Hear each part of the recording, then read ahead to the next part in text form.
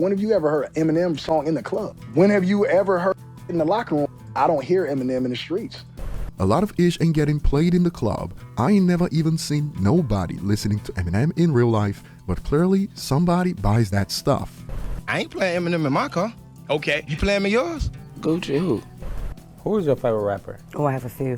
Lil Wayne, Eminem, and Busta Rhymes. They're my top three. So you be in the car and you be like, cut that Eminem on.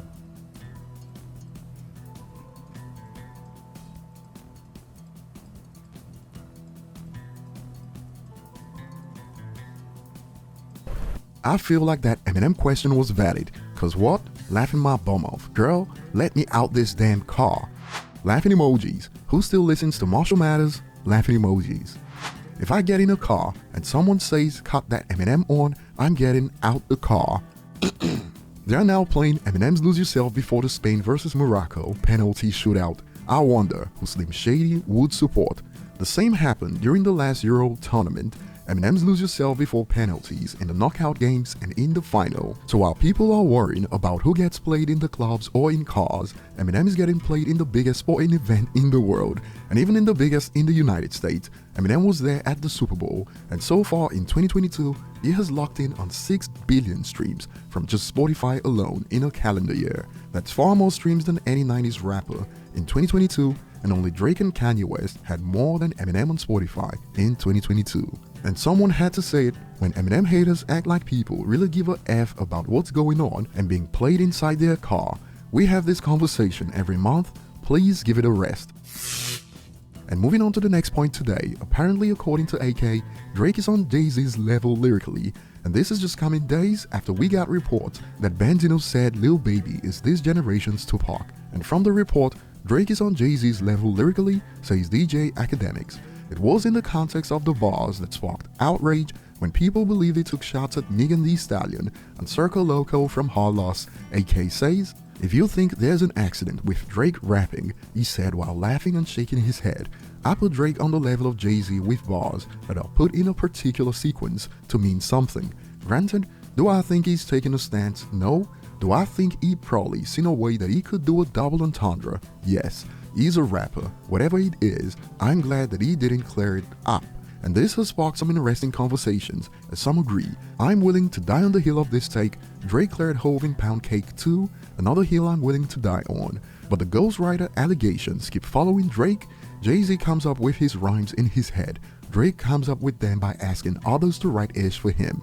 But some believe there's something else at play here. AK talks about rappers for clout. He talk about NBA Youngboy damn near every day, and he wasn't even in his top 5 on Spotify. He's a fraud. And I'll be looking forward to your thoughts on this take from AK. Moving on to the next point, DJ Quik, who made Eminem's long list at the induction ceremony of acts who influenced him, had a couple of things to say about Dr. Dre that sparked heated debates online. And it started with, "I know it's early, but I deserve to be where Dre is. I don't think it's fair, but I understand why. I've never had a machine behind me. That always hurt my friends more than it did me." And before we get to some of the debates they started, including some wild shots fired at Eminem, he continued, "My friends have come to me in confidentiality to say, do your music like you want to, just be DJ Quik, people love that ish." He added, "This doesn't need to be on a podcast because you have fire starters who want to spin everything to get more ratings. But the truth is, I love Dr. Dre like a big brother, one I never had. It pains me when people pit us against each other." He continued, "There is no automatic winning lottery ticket for everyone, period. On this planet, you get what you get, but it is what you do with what you have been given to work with that makes you a star. I know I'll never be as popular as I need to be, but I have tens of artist superstars, and when they shine, I just smile.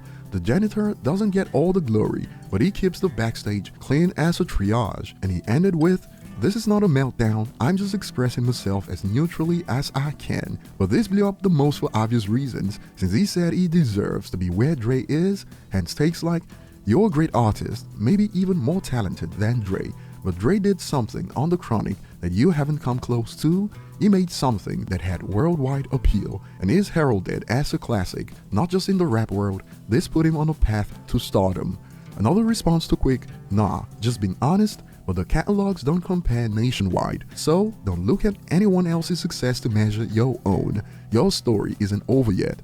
On this, another ad. Stop it, Q. You're a great producer, but what artists have you put out? Dre got Snoop 50 and M on his resume, and I go all the way back to your mixtape days. But this quickly turned into a let's downplay Eminem as expected, as after a user stated, agreed, recently told a body that you and Dre and Short created the West Coast sound and vibe. Others obviously contributed, but not as much as you three. Dre launching NWA, Easy, Snoop gave him a larger playing field, but obviously it was his work with Eminem that made it over the top. Which got this reply: don't ever mention Eminem and the West Coast. He has no kind of contributions to the West Coast, let alone hip-hop.